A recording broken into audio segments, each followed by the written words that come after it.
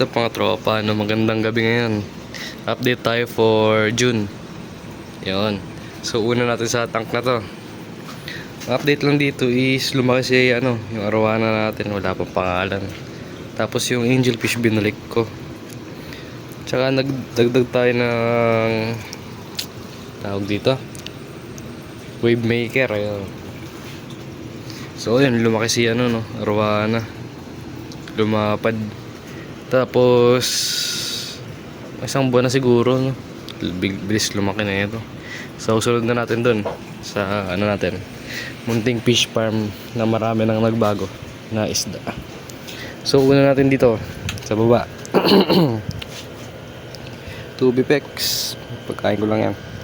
Ito snake skin ko ay bagong alaga natin galing kay Gapi Beta sa Balagtas. So 3 pair yan. Yan. Wait lang, ayaw mag-focus sa isda eh. Wait. So yan, snake skin ko yan. Ito is wala kasi dito nakasalang yung isang pair natin kanina.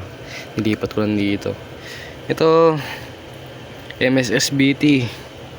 Nagka-pry na konti tapos mukhang mag-drop na naman. And dito sa natin, update sa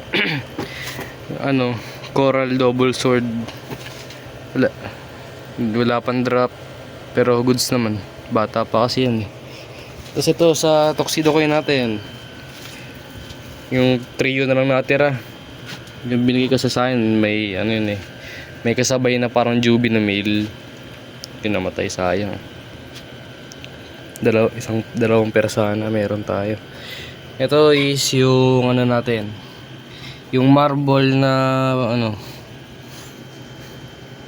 na high dorsal, lapad ng Tapos dito yung anak lang nung tuxedo ko yun natin, daming nabuhay. Kaganda dami. Sana lahat makeup. Ito project natin to. Tuxedo ko, short body, tsaka glass belly. Try natin kung makakapagpalabas tayo ng short body na glass belly. Ito yung anak ng snake skin coin natin. Tapos yung dalawang female na nakasalang ngayon. Kasi nanganak na isa dito sa isang tank. Kaya nilipat ko na silang dalawa dito. May lumabas naman. Ayun, may mas maliit dun. Pero mukhang nakakain yung iba. Gabi siguro. Gabi kasi nanganak kaya di ko nabantayan. Pero yun, nung 10 pa to nag-drop. Hindi lang ako napag-update kasi na-busy. Ayan, laki na. Compare do sa bagong pa-drop. Kanina lang drop eh. Tapos yung natin dun, mga tab natin dun, laman is RDSS. Tapos sa 75 gallon natin na planted, may HBB. Daming fry. Bibilis din lumaki. Mga 2 weeks pa lang ata, parang kasing laki na ito. 2-3 weeks ata. Pero yun, makasing laki na ng ganito yun eh. Or mas maliit dito ng konti. Siguro kasing laki nung snake skin ko natin. Or mas maliit doon. So yun, ito dito dumami itong marble natin eh. Hindi makatusok yung male, napakabilog. Tama naman, parang female yung pagkabilog, pero male yun. Saan ba? Ayaw pakita. Basta yan. Yan o. Ang ganda sana. Nakapag-drop na yung female eh. Kaso namatay. Wala kasi yung mapakain nun eh. Pero ngayon meron na. Nantay ko na lang sila mag-drop ulit. Siguro kuha ulit ako dun sa pinagkuhanan ko.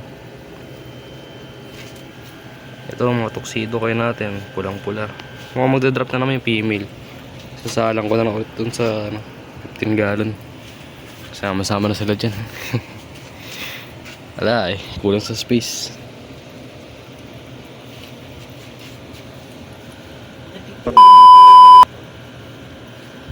So, yun lang naman yung update mga tropa. See you. Peace out.